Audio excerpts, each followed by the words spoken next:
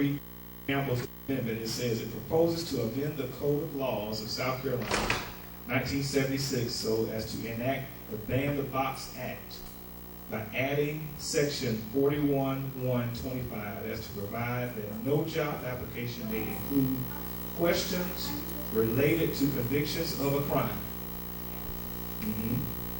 Unless the crime for which he was convicted directly relates to the position of an employment sought or the occupation for which the license is sought, to provide a related policy statement and to provide necessary definitions, among other things, in order to give a better chance, everybody say a better chance, for applicants to be considered for employment prior to the stage in the application process when background checks are conducted.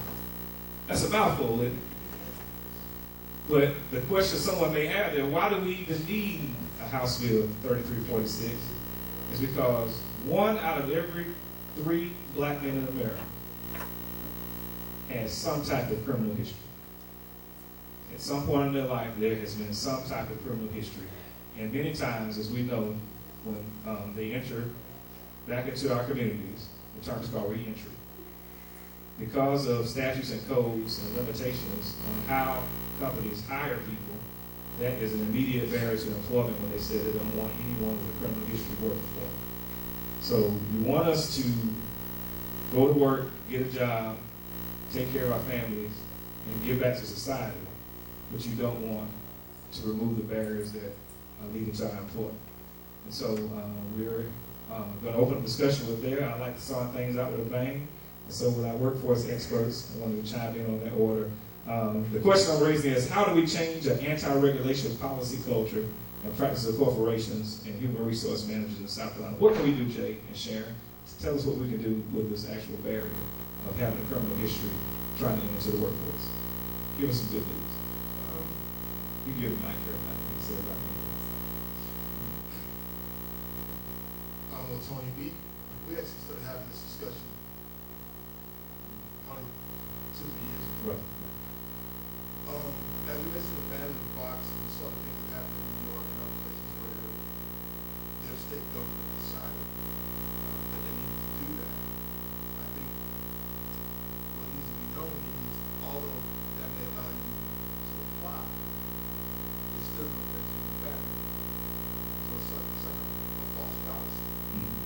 Of course, dealing with workforce and HR community, we were actually going to have a forum on this probably 6 months ago. And one of the leading HR organizations in our state, particularly our county, they don't want to touch it. Because they said all they're doing is taking the front end work, pushing it back, and they're going to pull it back in.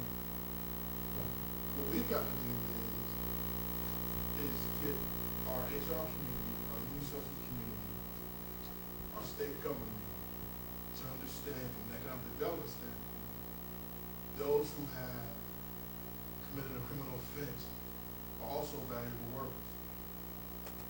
We spend a plethora of dollars training behind the law just so we can get the same treatment as before they went. But it's a cultural shift. If you ever hear Secretary Hitt speaking, talking about culture and employment, we're looking at it from a perspective now as to how do we culturally change the organization of people.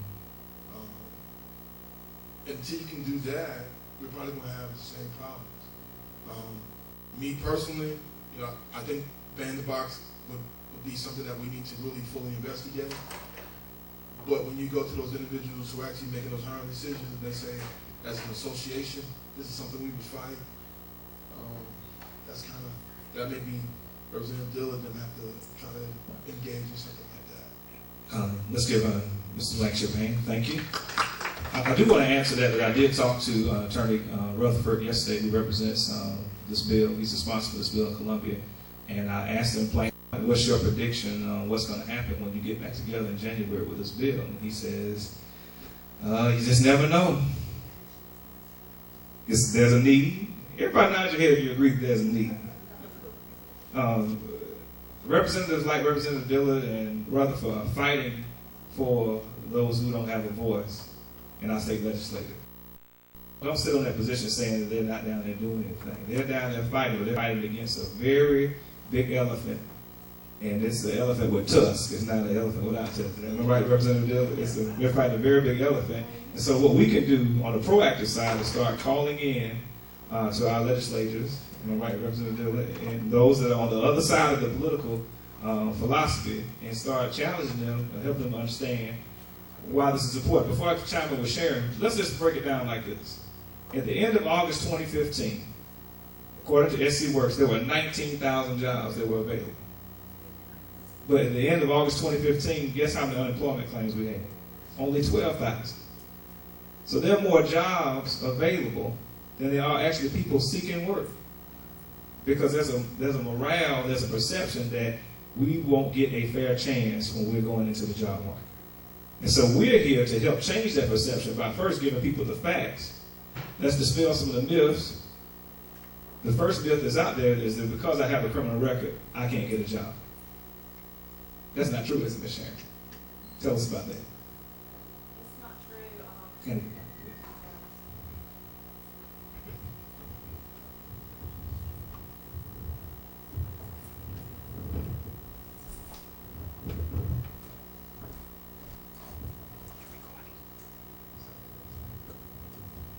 Although it can be a barrier, we're finding more and more HR directors fighting for good employees that are coming in that may have had a record. They're checking more into it, asking questions. So I'm hearing from more HR managers that they are, when they see someone check that box, that they give them the chance, if everything else, the credentials line up, good references, they take in consideration what took place, and they give them a chance to answer and not just write it off because they checked the yes box.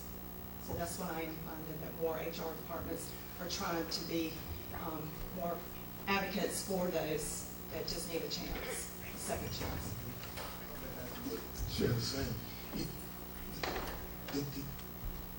The problem that most HR professionals have is the individuals need to rebrand themselves, basically.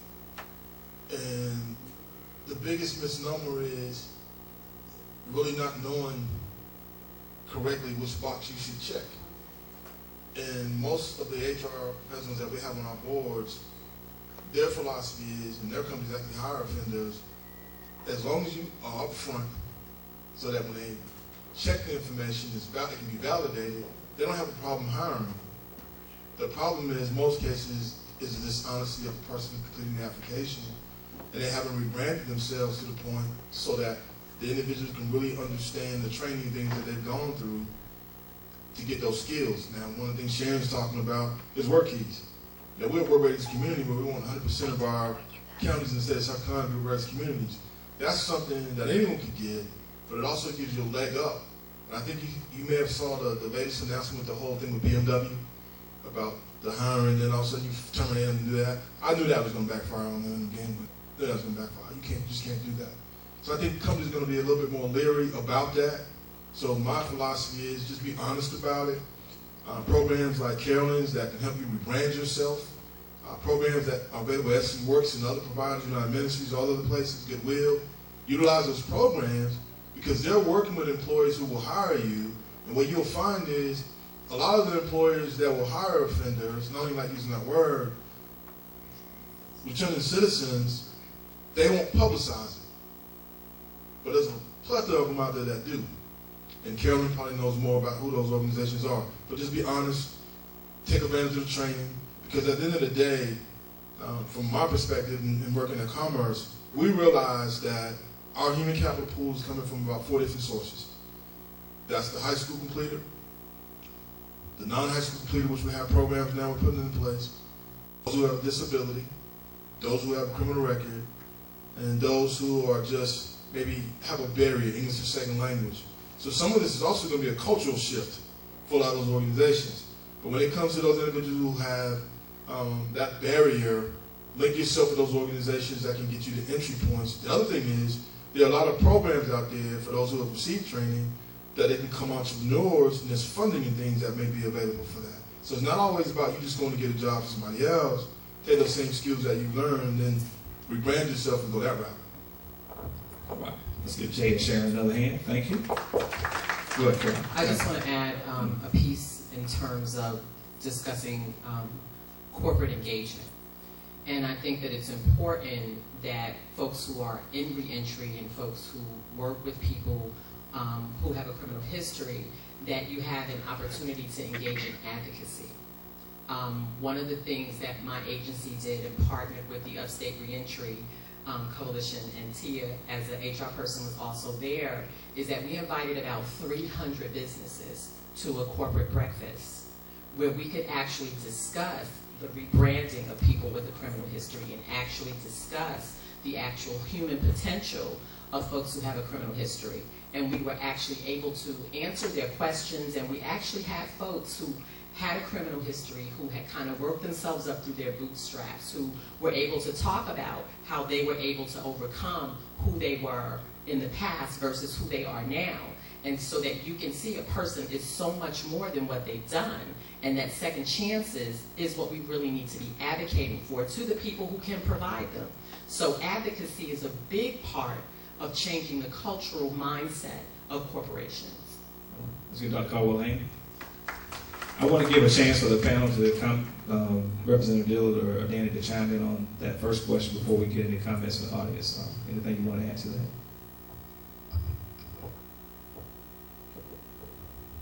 Well, thank you, Pastor.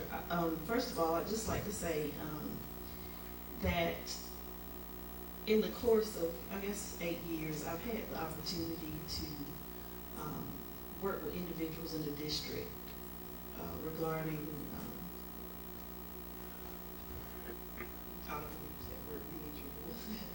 returning citizens. And what I have found is two spectrums. One, the resources that are available, people are not aware of them. And I don't know why, because part of that is the state's responsibility when folks come up for probation and parole.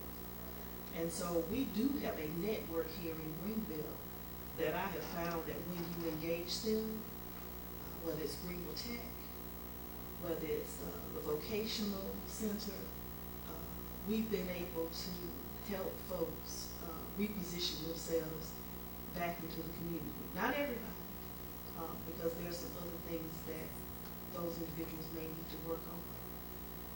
And then there's the other side of the spectrum. I'll never forget one of the folks I work with, gainfully employed, came out, repositioning himself in the community, wanted a better job, got married, was buying a house. So what do? We want to increase our ability and net worth. So he was looking for a higher paying job.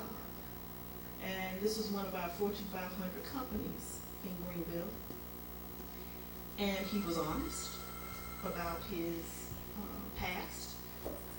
But this brother was sharp. Let me tell you, he was sharp. He did all his homework. And he got to the point of a verbal commitment from his company. And I had to kind of ding him because I said, well, until you have something in writing, you don't tell your old job you leave. So we had to talk about that. But the point, and where I'm going with this story is that once the company got to the door, he was honest, they pulled the background record, and then things changed. And so once I was able to climb that corporate ladder out of Greenville and say, hey, this is what your HR did. We about to be breaking some policies, Guess what? They offered him a job, but his other company wanted him back. But the point is, it shouldn't be that difficult, but it needs to be some coaching and some mentoring along the way. And we need to embrace our brothers and sisters when they come back into the community and guide them. And somehow, some way, we must address this issue of why some folks know about resources and why some other folks don't. And if we can start there, I think we can make a big difference in the community. Let's give Representative Dillard a hand. Thank you. Danny. And we want to take the cord and put it to work. I'm with the South Carolina Human Affairs Commission, and I'll talk about that agency in just a little bit, but just in reference to your first question there about, how do we establish the culture and practice of cooperation, and how do you get the bill passed? Well, you have to get the bill passed by helping folks like Representative Dillard and talking to other representatives and senators to encourage the passage of the bill. The Human Affairs Commission is a state agency, and we enforce the laws. We don't set the policy. That's up to the legislators, as Representative Dillard. So in terms of the work with advocacy, education, for your legislators, your elected representatives, as well as working with those human resource people in various companies and the management of those companies. All right. Let's give Danny Kuhn a hand. Thank you. And we want you who are here just coming in to know that this is just not a forum about black male ex-offenders. We also,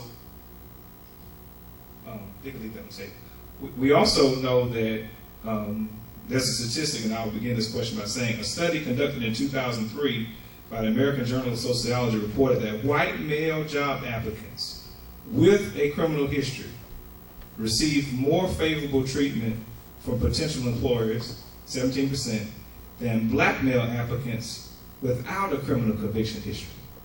What the study further went to say, that a white male ex-felon is more likely, without a high school diploma, is more likely to get hired by a company than a black man who has a college degree without a criminal history.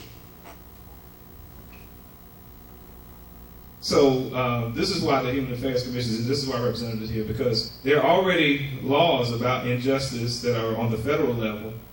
They just need to be enforced also on the state level. And so I wanted to start back this way and go on that end. So someone who has gone to school, whether it's community college or a four-year school, gotten their degree, no criminal history, their job application is on the table, their resume is on the table, and another ethnic group is coming and applying for the same job, who often has less qualifications and credentials than the black applicant, and they're hired. What is your advice, Danny, on how to address that issue in a professional way, but also to bring about some results? What does that applicant do? Well, one of the things that an applicant should do, can y'all hear me okay? Mm-hmm. First of all is they can come to the Human Affairs Commission and file a complaint of discrimination should they believe that they've been subjected to the discrimination. Now, I wanted to just take a little bit of a moment just to educate you a little bit about the South Carolina Human Affairs Commission, because a lot of folks don't know about that particular state agency. First of all, does everybody have this brochure? I hope you do. I have more. If you would like to take it back to your church, your organization, I have some up here on the table. But in 1964, a little over 50 years ago, Congress, President Johnson, on July the 2nd of 1964, signed the Civil Rights Act. And part of that Civil Rights Act was the formation of the United States Equal Employment Opportunity Commission. There is an office right up here in downtown Greenville. Although the Civil Rights Act was passed, we know that there was continuous violation of civil rights laws, and discrimination was actually sanctioned in this state. We had, as many of you know, in 1968, the Orangeburg Massacre, where 3 young African-American kids were killed. Right after that, in 1969, at the Medical University of South Carolina and some of the hospitals in that particular area, there was a strike because African-American women were being treated differently and paid lower wages than counterparts. It shut Charleston down for almost a month with the National Guard out. And then in 1970, in Lamar, South Carolina, there was an incident where there was a school bus of African-American children. It was the integration of the public schools. White parents did not want that to occur and turned over the bus. There were young children that were hurt in that particular incident. It was as a result of that state leaders said, if South Carolina wants to grow economically, if we want to grow socially, then we're going to have to end discrimination. And so in 1972, the South Carolina Human Affairs Commission was formed. Now that agency, again, Representative Dillard, she sets the policy. They help to set the policy. We enforce the laws. Those laws are the fair housing law, the equal employment laws, public accommodation laws, 90E laws. So we actually enforce the laws. Now we have a close working relationship with the United States Equal Employment Opportunity Commission. We investigate employment discrimination complaints, and if you come and file a complaint at the Human Affairs Commission and you're not satisfied, then you can go to the EEOC and ask that they review the file. You know, we work for justice and we want to make sure that everyone is treated fairly. The EEOC has set some guidelines as it relates to it, we call these enforcement guidelines as it relates to individuals who have been convicted of crimes. And I wanted to just share with you a little bit about what we do and how we deal with that. Again, if you believe that you have been subjected to discrimination in the hiring process, you know, if you have good reason to believe that, then you can come to the South Carolina Human Affairs Commission or the EEOC to file a complaint.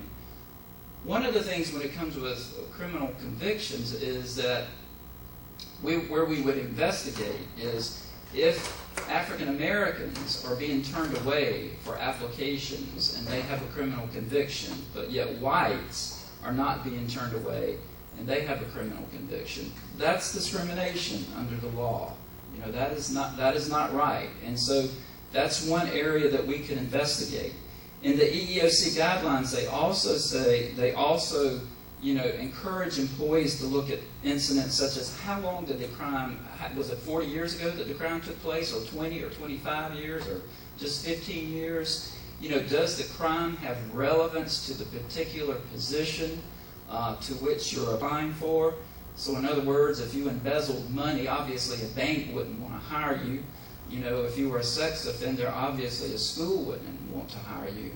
But if there are other, issues of where you were convicted of a crime such as a misdemeanor, or drug conviction that really would not relate to the job, then those are issues that the Human Affairs Commission and the EEOC would look at in terms of investigating complaints.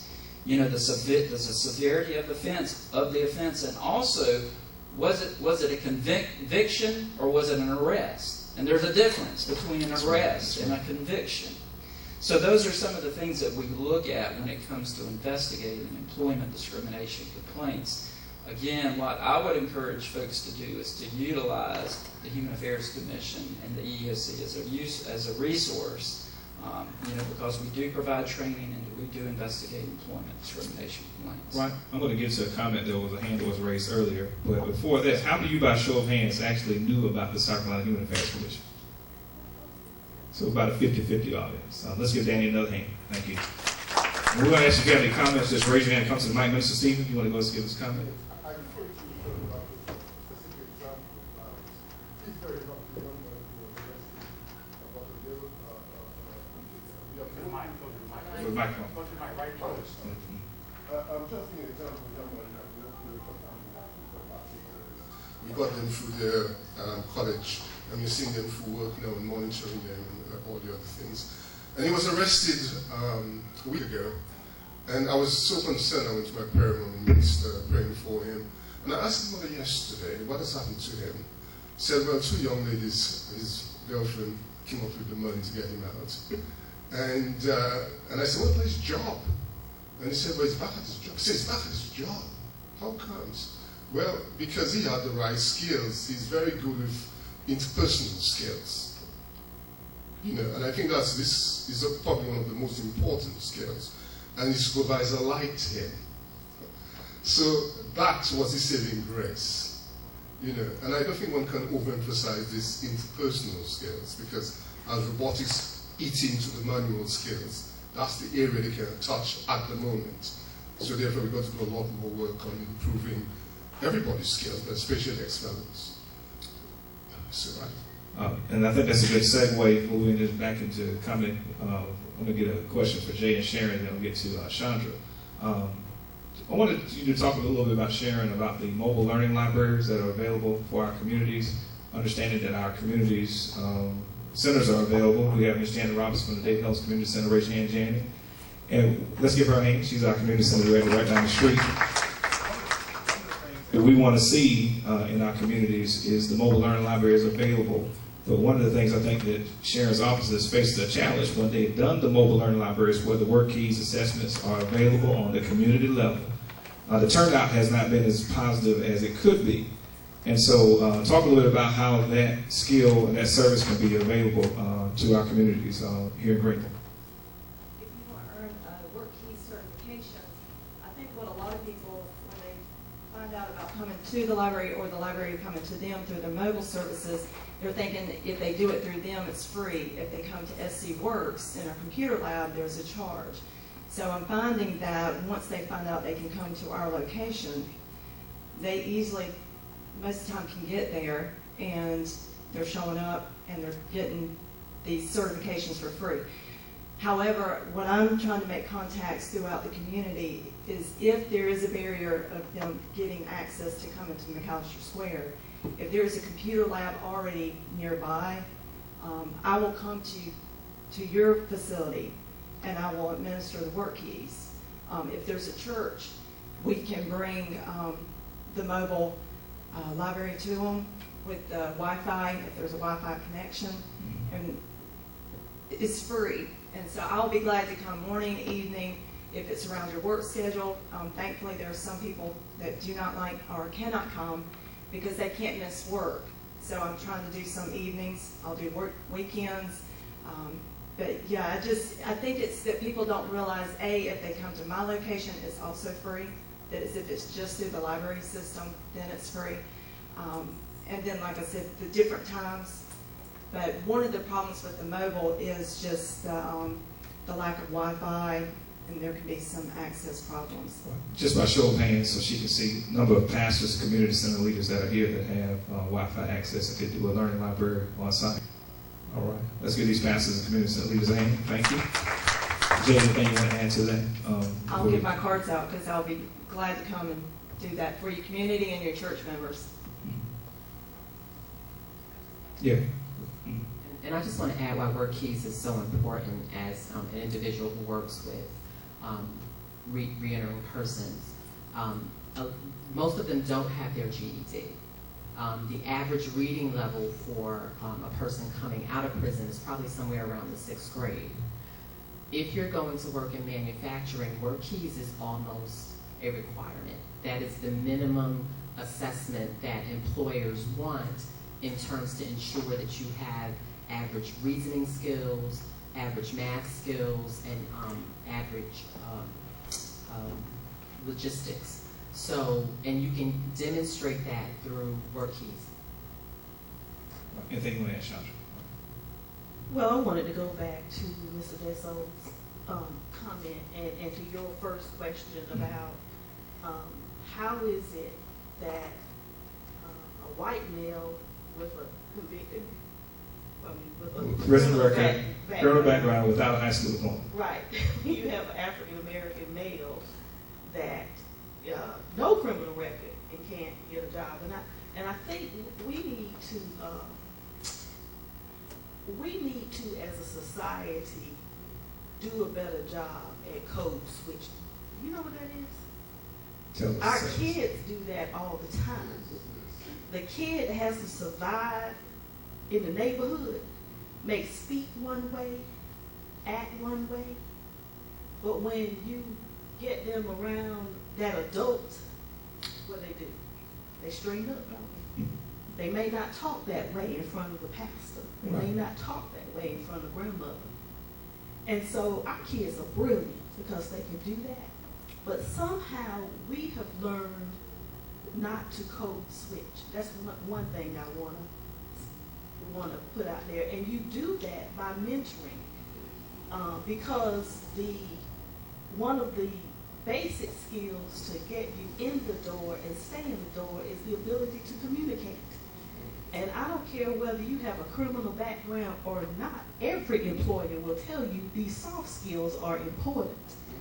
And so if we're going to come back to the village, we've got to put our hands on our brothers and sisters and say, okay, that's fine in the neighborhood, but we can't do that on the job. You're on the job, if you don't own the job, you gotta take orders. You know, it's called supervision, you know, we all go through it. And so I find that is an issue, and you have to be mentored through that. And I think it is even more expectation, or more our black males, you know, more seems to be expected of them because less is expected of them. And I have seen this working in corporate America. Took a young man, brilliant, black supervisor. He couldn't get it together. He went in there, he said, you go out there and you work with Sharp, and you work with him. Now, this is about 17 years ago, y'all. We got him straight. We said, you know, this is what you have to do to survive in this culture. So in some instances, our kids are better at that. They do that all the time. We call it code switching for survival. And we have to do certain things in different environments to survive. And so if we can mentor our young sisters and brothers on that, I think we can go a lot farther faster. Because I go back to the civil rights days. You know, we're in an environment now where nobody wants to raise anybody, tell anybody what to do, and maybe because sometimes we have a chip on our shoulders. But in the civil rights movement, those students who sat in, they were taught how to dress, taught how to speak, what to say when they were arrested. We have to go back to some roots, y'all, some basics. All right. Let's give her another hand. Before I get to the next comment, I want you to understand the structure of our conversation today. When we talk about economic development, according to the Justice Department, 3 things were identified in order for reentry to be successful. First is, of course, employment. Everybody say employment.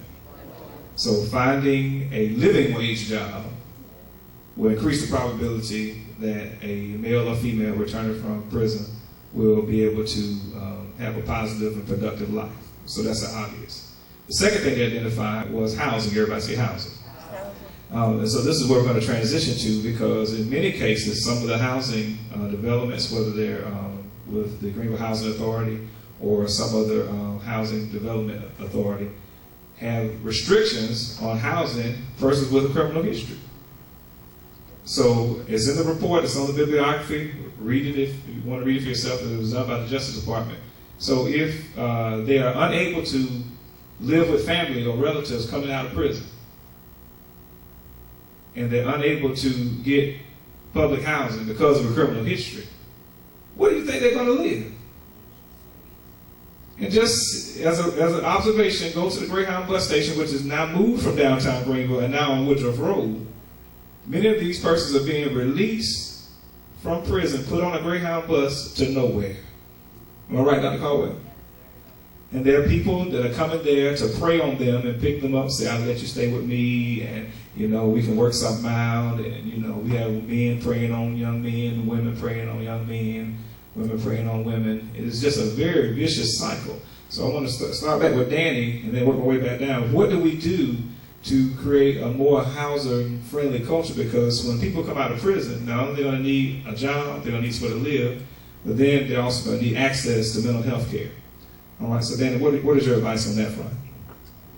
Well, again, the Human Affairs Commission, we enforce the Fair Housing Law. Now, I'm very familiar with the employment law. There is the Fair Housing Law that, again, protects an individual based on their race, color, religion, national origin, disability, familial status. As it relates to the topic of housing people with crimes, I am not sure how that law is reflected upon it. Now, with the employment law, as we've discussed, there are guidelines that the EEOC has. I would assume that HUD would have some similar guidelines. I don't know if someone else might have some, could speak to that more intelligently than myself. I'll just speak to it very briefly.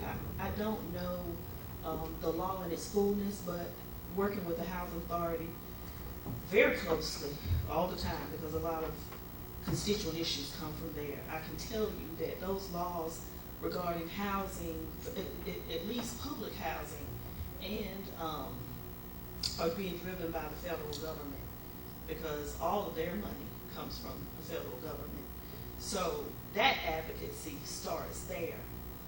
And I do believe that, you know, that's why we see so many families where the father is not in the home, because they can't return to the home. And so that is an issue for family stability, the stability of the male in the household, and we must address that. But that is a federal law, and I was just talking to Danny now. On the state level, we don't need to do things that continue to further hinder or pile on, because that is detrimental enough. And so I don't know what the answer to that is, but certainly we're working on it. All right. You got a comment in the audience. Someone had their hand raised. Come up to the microphone, please. With the United Way, and I wanted to ask Sharon a question about the mobile lab that you all do. Is it training to educate them so they can take the work keys, or just to administer the test? It's used to administer work keys. Okay. At this current time, that's not what we used it for. But I wouldn't have any problem with that either, setting Career Ready 101.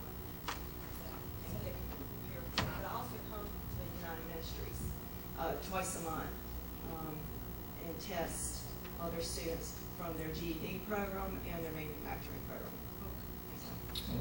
If I can add to what Sharon is saying about the library system mobile lab, to keep part of the rationale is the partnership that they have with our office, not only for work keys, but we realize that reading is fundamental. There's a lot of things that go on in the state that require the foundation of reading, and we understand that in certain communities there's a lack of transportation, daycare, those type things. So part of this partnership with the library system is not only just work keys, but it's bringing the mobile book labs, the technologies come into place. We'll be working on a pilot here pretty soon, similar to what the library system did in Louisville, Kentucky. So what we've done is, as part of this whole discussion through our community impact that we did back in June, we're looking at how do we educate, train, and employ individuals, not only come to see us physically, but taking those same services in our community. But the problem is, and Shannon has hit on it, if we bring the service to the community, there's an expectation. We're spending dollars. So the expectation is, if we bring those services to the communities, then all excuses are out the door. Or you can continue talking the same issues you've been talking for the last 100 years. And part of the problem is, it's not just individuals who have a criminal record that have issues with employment. It all starts with the lack of them getting the fundamental education that was required. So part of this conversation needs to be, as a community, what structures do we put in place to ensure that our sons and daughters are completing their high school education? If they don't complete it, it's not GED, because that's the brand, that's not. How do they complete their high school equivalency? Bill 4840. How do they complete that? If they complete that, how about those individuals who failed to pass the high school exit exam way back in 1990? How many in the room know of individuals who may have not passed the high school exit exam, but still have not petitioned the school board for their high school diploma? Right. So there's things being done in the state to address, to kill some of those barriers. All you have to simply do is go to your school boards. I went to school in 1991. I have all the Carnegie units. I didn't pass the high school exit exam. They will issue you a diploma. That stems some of that issue. But we've got to have part of our discussion is, how does we, as a village, we always use that terminology. As a village, how do we put the foundations back in place to ensure that the criminal element is not always part of the discussion? Because as you already said, Tony, based on that report, in 1992, we did a study in Charleston, Maryland. When I was part of the study, I was an African-American male who had just graduated from South Carolina State University. There was a Caucasian young male who had graduated from the Citadel, and what they did was, they gave him the criminal record, left me alone. We applied to the same jobs and everything. 100% of the time I was turned down with the same education. They chose not to air it because there was a lot of things going on at that time. But what that told me as an individual I have to do some things to set myself apart, which is rebranding who I am, not selling out, but rebranding who I am to make sure I have the skills that are necessary. Then we have another problem. Let's say we open the floodgates. Well, if I'm sitting in the seat as a director and I haven't done anything to reach back to ensure that that person can have success, then there's not going to be another me to replace me.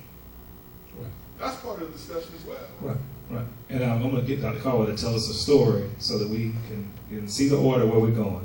Everybody say employment. Everybody say housing. Now there's a bigger barrier, mental health care.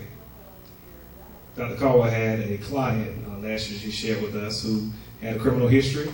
She was able to find him employment. It was at a warehouse. It was a hot day. This young man took his shirt off in the presence of a supervisor who was a white female. He was removed from employment, if I understand it correctly. He was walked out. And he was upset about this. So Ms. Gwen Barton and Dr. Caldwell, particularly our young people who don't have the soft skills in order to understand why this would be a problem in the first place, what was your advice to that young man? Tell us about that. My advice to him was to keep his clothes on. That I didn't care how hot he got, that was inappropriate workplace behavior. But that is the issue. I say all the time, even if you have a criminal record, you can get a job, and you have to start somewhere. In my field, I find the issue is keeping the job because you lack conflict resolution skills. You don't understand how to express to someone in authority that you have a different opinion in an appropriate way. You don't have interpersonal skills. You can't get along with the people that you work with. You don't understand that because it's hot in a warehouse that you don't strip down to just barely your underwear and walk around and think that that's appropriate.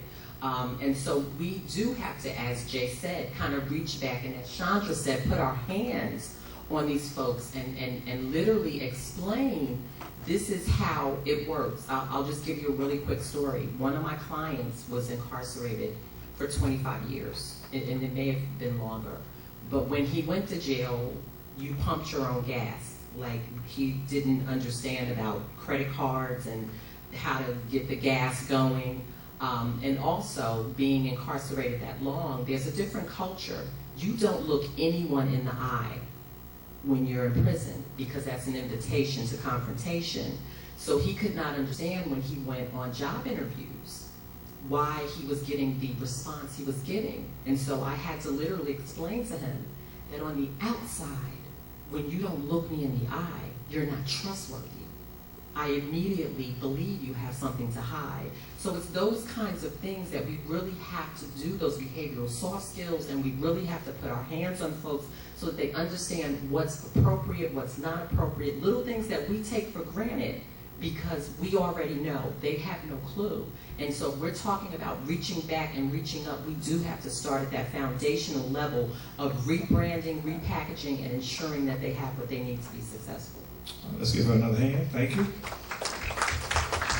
So, in the next question, according to a study from the Office of Minority Health, this is from the U.S. Department of Health and Human Services, African Americans are 20% more likely than whites to report serious psychological distress. Question is, how can we change the negative cultural perceptions about mental health care? First part of the question. And how can these changes improve the negative experiences that black men encounter in the workforce? Because there's a marker out there that if you get upset as a black man in the workplace, then they're going to dial 911 on you. Y'all can be quiet if y'all want to. I'm going to open it up. You the angry black man. Everybody else can get mad in the workplace except a black man. And so we want to talk about that stigma, that perception, and how do we access some mental health care services so that you will know that it's okay to talk to somebody so you can deal with how you feel. Dr. Caldwell, help us out right there. I think the first piece is that we have to realize that as people of color, we have depression too. As people of color, we have anxiety too. As people of color, we have psychosis too. It is not a process that is exclusive to people who aren't black. So I think it starts with the acceptance that those feelings are not normal. You know, that it's not our job to handle everything that comes on for us, and that it's okay to reach out for help. It's okay, whether that's your pastor, who your pastor will probably lead you to something else if it's more than he can handle, and there are mental health services that are free, which is, in this area, it's the Greenville Mental Health Center, which is a state agency. Now, I'm going to say, to me, there are lots of people in the helping profession that aren't mental health professionals, but will get you to the same process. And I am a great advocate of life coaches, certified life coaches. And there are tons of African American life coaches in the Greenville area that are hands-on, goal-orientated, and will help work you through those same processes. Now, I'm not talking about someone who's maybe schizophrenic. Of course, you're going to need a psychiatrist, and you're going to need to go through something like Greenville Mental Health Center. But for those life dumps and slumps where we are depressed because we're stuck, we don't see how to move to the next level, life coaches are awesome to be able to get you through that. In this area, Precious Bivens, in this area, Chauncey Beatty, there are many who will be able to help you. But in terms of the stigma, again, we have to realize that it's not our norm to be sick. It's not our norm to be sad. And that's nothing that we have to live with. Those things are changeable, and we have to start to open our mindset and our culture to wanting to be healthy and wanting to find ways to do that through people who are experts in that field. All right. Let's give her another hand. Thank you. I want to give the panel time to chime in on anything else they want to share with this group, because I need you to make a promise to me. When we have our breakout session in about 8 minutes, that all of you will not leave but return back to this room so that we can close out this session on time. Did I have that promise? I promise. Some people are quiet. Because some of you came here saying, well, it's good information, Pastor, but I need a job right now. And if that person's you, raise your hand. It doesn't matter. Raise your hand.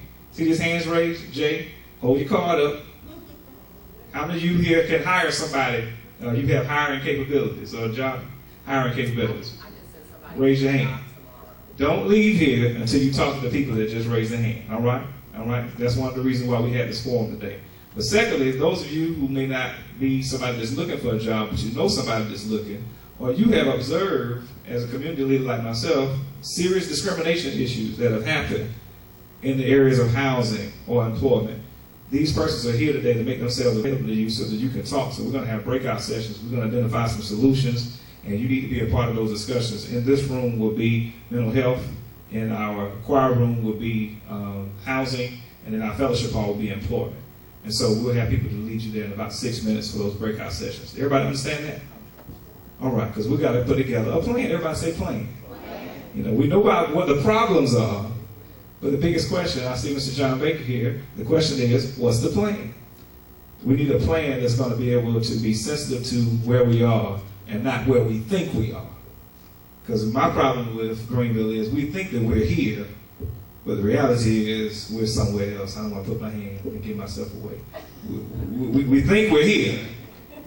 You know, we got the nice, shiny, rosy little brochures, and everybody's doing fine in Greenville. And we got a little forum called the Unseen Greenville. And, you know, to me, that ain't getting to where we really are. And I got some people I invited here today that can share with us, and I want to give them this opportunity before our panel closes out, to tell us where we really are from your perspective. Because what you're going to share is going to change the perspectives of people in this room. And so I grew up in the 80s and the 90s. We had a saying called, let's keep it real. And so this is why we're here today. Anything you want to share, panel, before we hear from our audience, before we have a breakout session? Any directions? I just wanted to add to mental health conversation, and really it's all health that I wanted to address. I'm in the middle of taking a public health policy class, and it was very eye-opening, the first class. It's about 25 legislators who are sitting around the table talking about why some communities are under stress. And I thought about the African American community that has been under stress for a long time. A long time. And you know what? It's called toxic stress. And there is research that says that in our DNA, we can transfer that stress to our children because we've been in survival mode, because we can't figure out how we're going to pay those bills, whether the police is coming to pick us up. And the answer to that, in order to break the cycle, is to change our communities, our physical communities. Now, I did not know that until this class, but I know that in my personal work in our community, I've spent the last 15 years trying to revitalize our communities. We need sidewalks. We need lights like everybody else.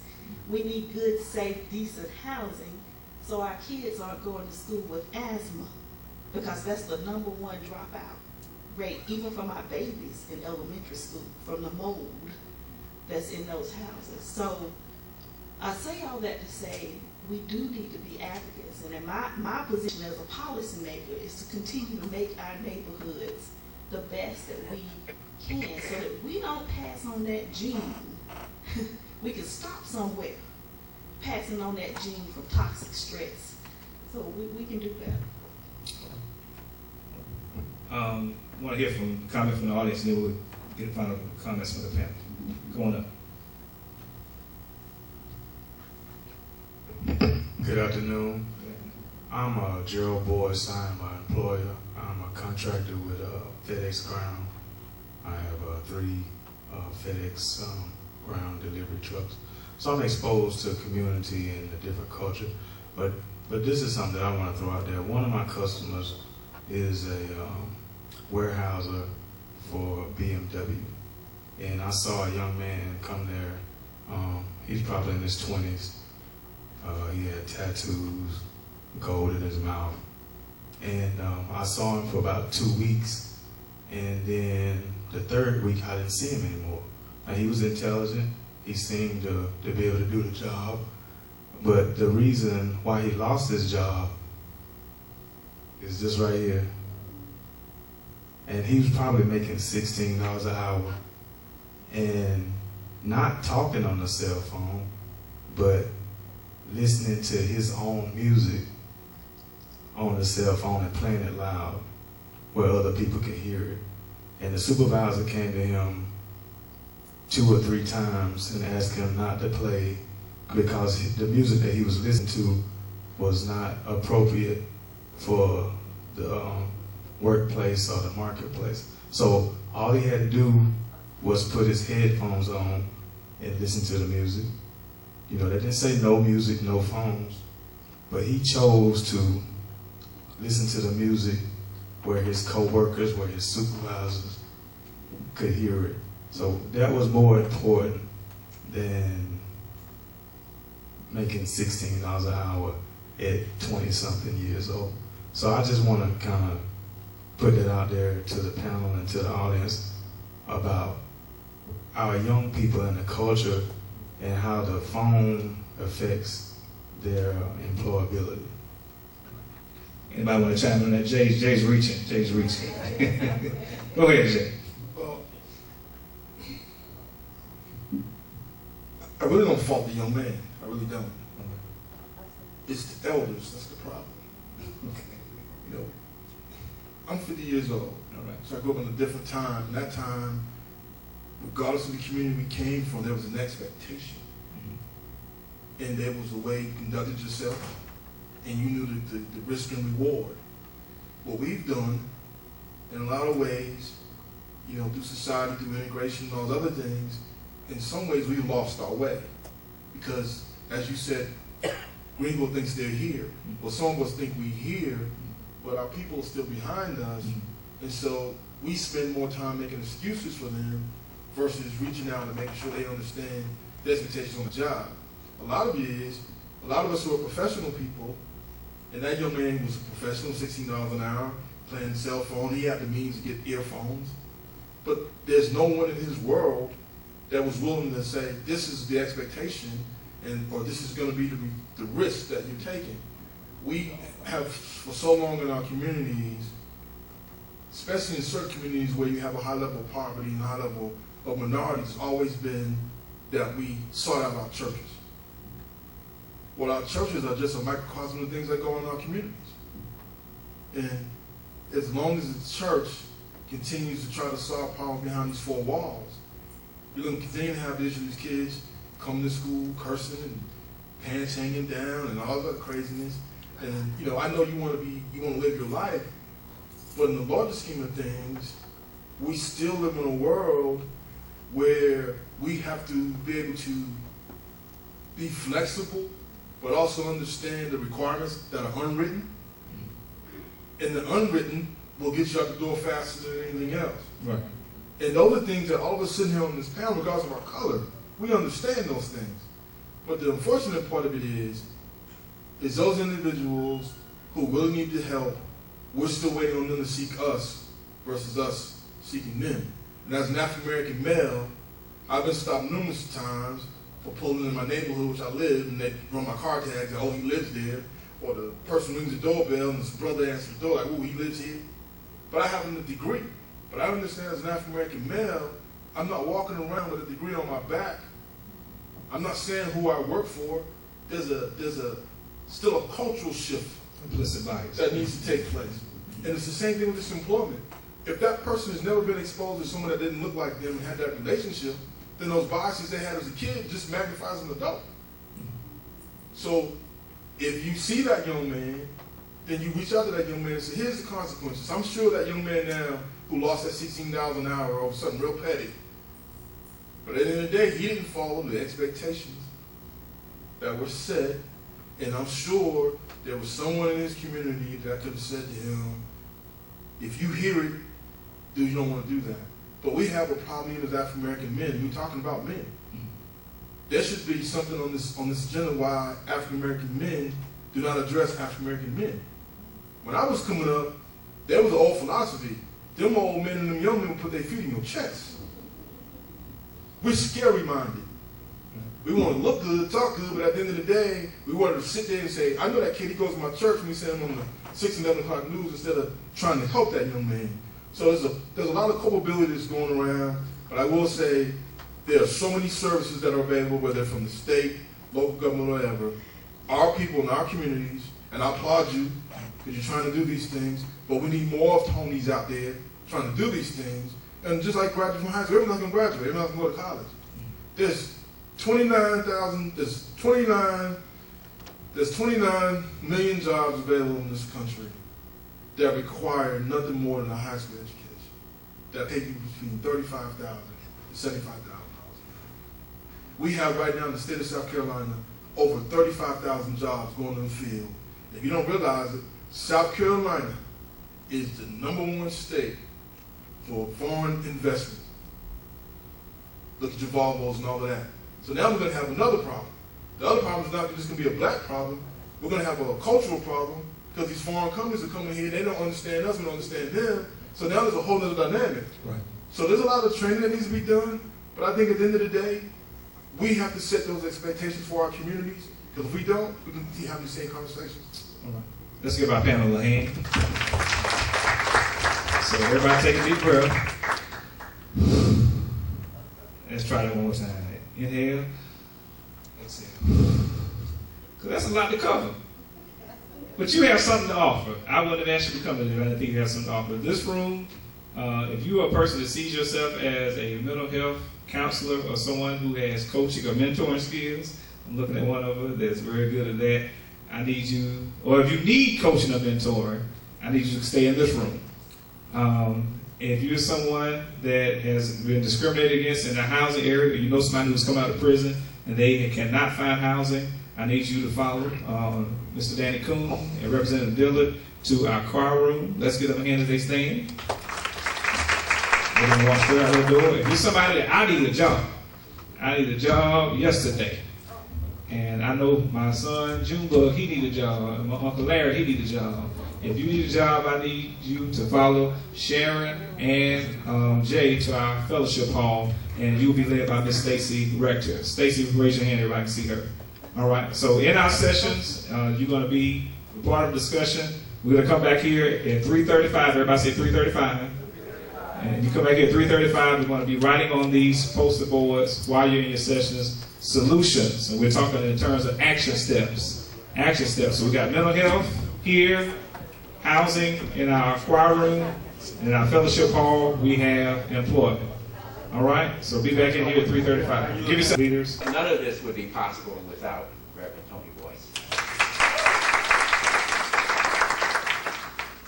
In closing, what we have done here, and we've done in the past, is that this is setting a stage, and we call this part of it the triple C's, which is a conversation, a collaboration, and then conclusions. And part of that, the last two, the collaboration and conclusion, will be had in subsequent meetings between this meeting, this forum, and the next forum.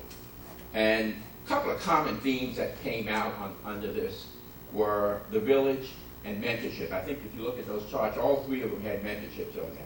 And that says to me that this concept of bringing the village together is extremely important. The fact that we understand our historical past, especially African Americans, understand what that village really meant during Jim Crowism in particular, and even during slavery. It was the ability for us to survive the atrocities that were being placed upon us, being denied employment, being public accommodations, and in '64, a lot of that was resolved, and in '65, we came back with the voting rights, and then both of those are really under attack today. And so for me, who was a teenager back in the '60s, what I look at now, and I say, we're back there again. Right? When you take a look at the violence in the police against the police and the police against the community, that's really was a product of the '60s. And so what we have to do is we have to be very proactive in terms of what we're trying to accomplish. So the triple C's is this conversation that we had cannot rest just by saying we imparted some information, everybody walk away and say, okay, we'll wait for the next forum. So I'm encouraging every one of you, and Tony, do you have a schedule for the meetings that are going to, subsequent meetings to this? 2 weeks. 2 weeks. And Dr. Caldwell's office, which is 709 Dunbar. 709 Dunbar at 2 p.m. 2 p.m. Which is October 8th at 2 p.m. Okay. So I'm encouraging you all to come and come with the action items that you already created